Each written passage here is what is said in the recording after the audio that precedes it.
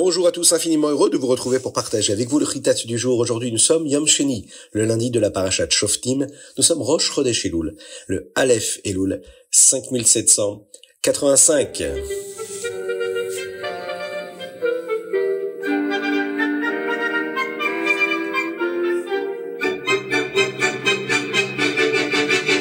Et nous sommes ensemble pour partager le Chitat, et nous allons démarrer par le Chumash.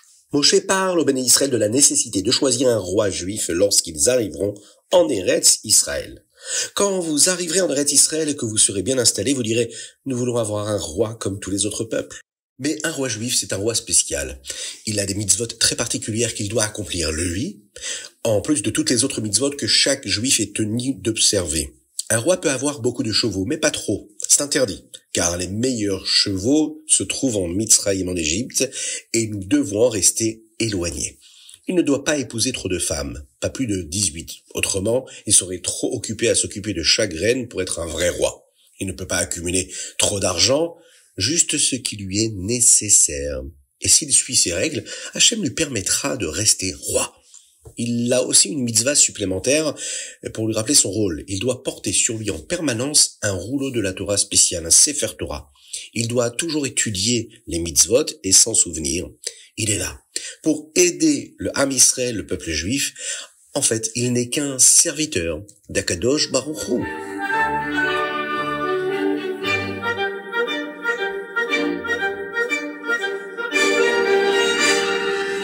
Tehillim, aujourd'hui, nous démarrons le Tehillim. Nous commençons le Tehillim depuis le début. Nous récitons les chapitres Aleph, Bet, Gimel, Dalet et Vav, Zayin, Chet. Souvent, lorsque le Ham Israël était en difficulté, le rabbi de Lubavitch parlait d'un verset tiré d'un des chapitres du jour. Mipi olelim veyonkim issad et oz, de la bouche des enfants et des nourrissons. Tu tires la force pour détruire les ennemis. Le rabbi explique que la force de la Torah et des mitzvot, des enfants en particulier, nous donne le pouvoir de vaincre tous nos ennemis. De ce verset-là, nous apprenons que même un très jeune enfant ou un nourrisson dit des paroles de Torah, accomplit une mitzvah. Ça a le pouvoir de protéger le Ham Israël partout dans le monde. C'est pourquoi le chinour, l'éducation des petits enfants est si importante, car elle contribue à la sécurité de tout le Ham Israël.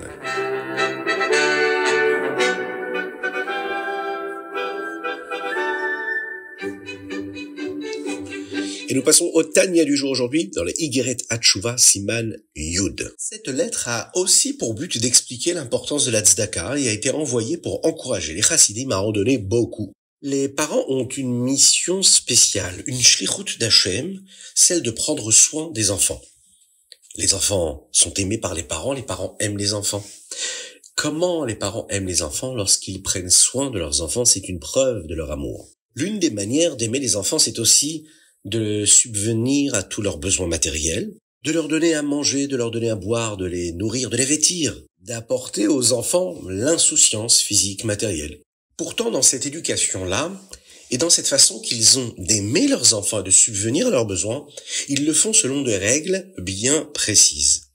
Lorsque le cadre n'est pas là, lorsque les limites ne sont pas fournies, alors à ce moment-là, ça n'est plus de la bonté, ça n'est plus de la gentillesse. Il faut faire les choses dans les règles. Eh bien, spirituellement, c'est pareil. Hakadosh Baruch Hu nous aime.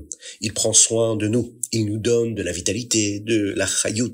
Il nous donne de l'énergie. Il nous donne avec bienveillance, avec bonté, avec grâce, avec générosité.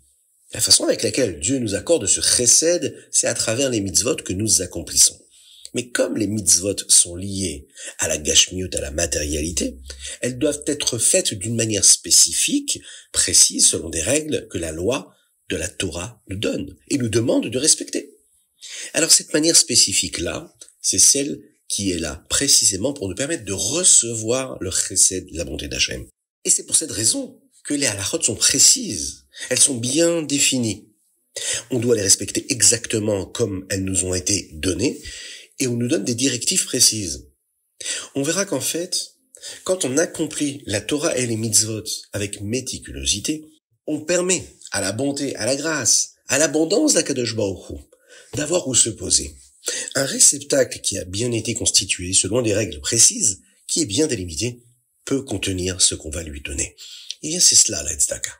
La tzedaka, c'est une façon de préparer ce réceptacle selon des règles bien précises, et c'est ce qui nous permet de recevoir l'abondance d'Akadosh Baruch Hu dans tous les domaines, matériels et spirituels.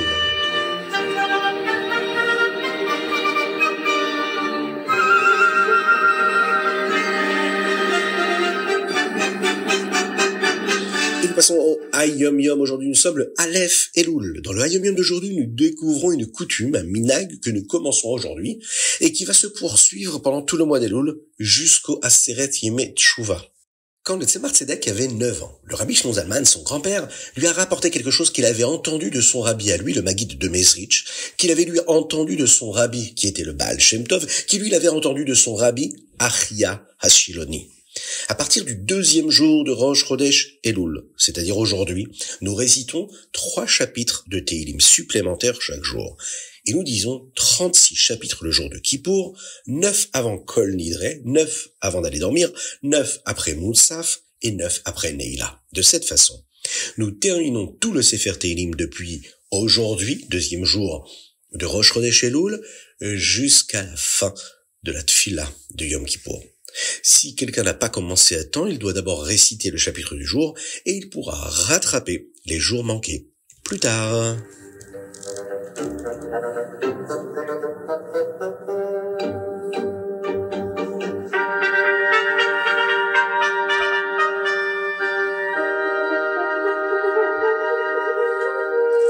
Rambam du jour, aujourd'hui nous étudions les Ilchot Me'ila. Dans le Rambam d'aujourd'hui, nous étudions d'autres lois sur le concept même de la Me'ila. Une personne qui utilise ou tire profit de biens qui appartiennent au Beth Amikdash, qui est considéré comme Ekdesh.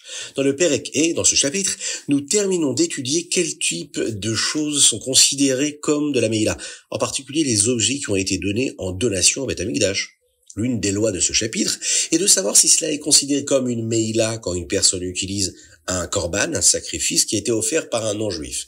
Bien sûr, nous ne pouvons jamais prendre quelque chose qui ne nous appartient pas. Mais ici, nous parlons d'une transgression, d'une avéra distincte qui nécessite une tchouva extra spéciale pour avoir pris quelque chose qui appartient là au Beth Amikdash. Dans le Perek Vav, 6e chapitre, on nous enseigne ce que la personne doit faire avec l'objet pour que cela soit considéré comme une avéra de Meïla. S'il s'agit de quelque chose qui perd de sa valeur lorsqu'elle a été utilisée, et de manière personnelle, si sa valeur diminue d'au moins une prouta, c'est-à-dire un minimum de valeur, et c'est considéré là comme de la Meïla. Perek Zayin, 7e chapitre. Nous apprenons ici ce qui se passe si quelqu'un nomme un shaliach, un émissaire, pour utiliser l'objet qui est lui Ekdesh, qui a été réservé pour le Beth Amikdash, ou s'il confie l'objet à quelqu'un d'autre sans lui dire que c'est Ekdesh, et que par conséquent, c'est un objet qui ne peut pas être utilisé. Le Rambam va donner de nombreux cas et expliquer dans chaque exemple ce qui devrait être fait pour faire tchouva comme il faut. Ce qui consiste par exemple déjà à rembourser la valeur de ce qui a été utilisé, plus 1/5 supplémentaire, et bien sûr, d'amener un korban.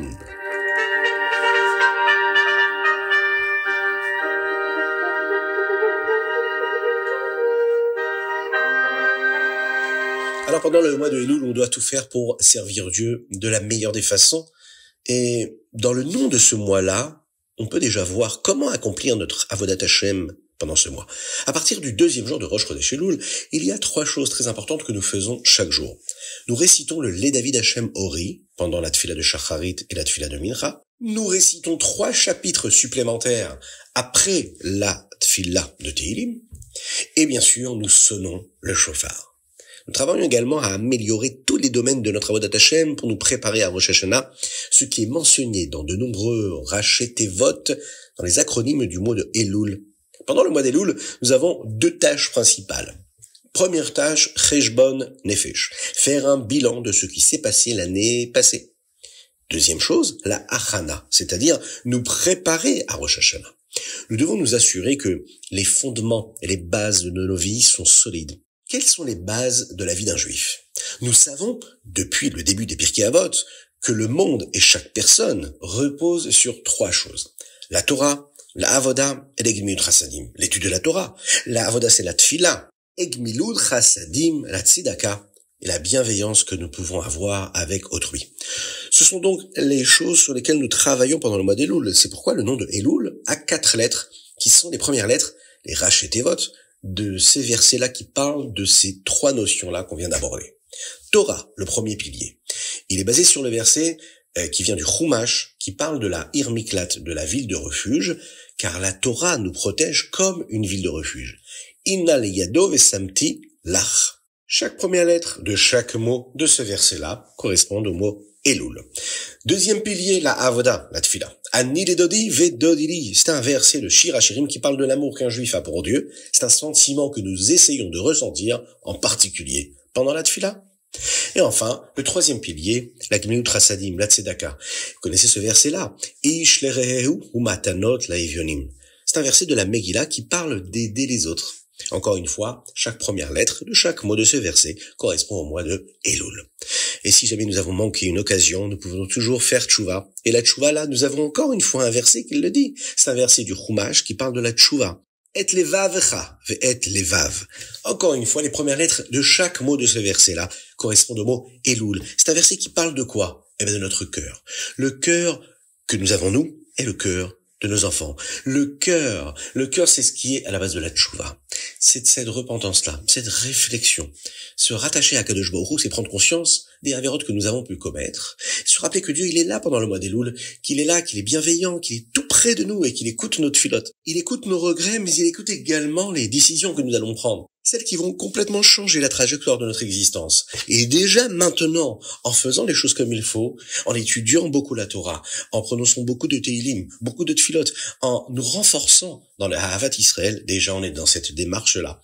Et on s'attache à Hachem de cette façon. Et enfin, on ne peut pas se quitter sans parler de la Géoula. La Géoula totale, elle apparaît aussi dans le mot Elul.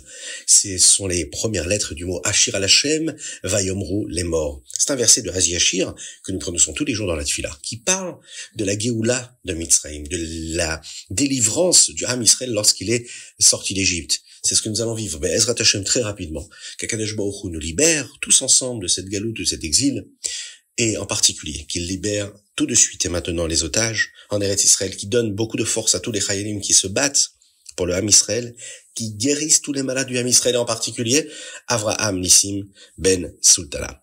Voilà, c'était le Chitat du jour. J'espère que vous avez passé un bon moment. Pensez à le partager avec vos amis, avec vos proches. N'oubliez pas de nous envoyer vos dédicaces sur chitat.fr.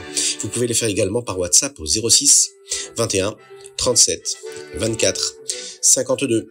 À très très bientôt et que Dieu vous bénisse.